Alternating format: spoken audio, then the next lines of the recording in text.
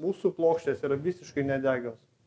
Ir cemento drožlių plokštė deklaruoja BS1D0 klasę. Tai reiškia, kad gaisro metu plokštė skirtų šiek tiek dūmų, o polistirolas lengvai lydytųsi. Nebus atviros liepsnos. Žmonės bijo apsinuodyti. Formaldehidai, asbestas. Mūsų sistema yra be galo paprasta. Tai yra mediena, cemento drožlių plokštės, taip pat sudėtis būtų cementas ir mediena.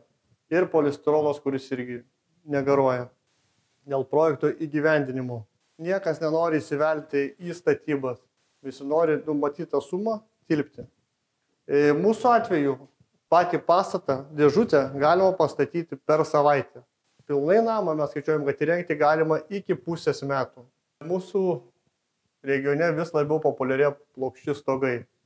Tačiau pastebėjome dažną savo klientų baimę, kad bijo, jog žiemą, kada daug prisnigs ir nenukasų stogo, tiesiog stogas įlūš.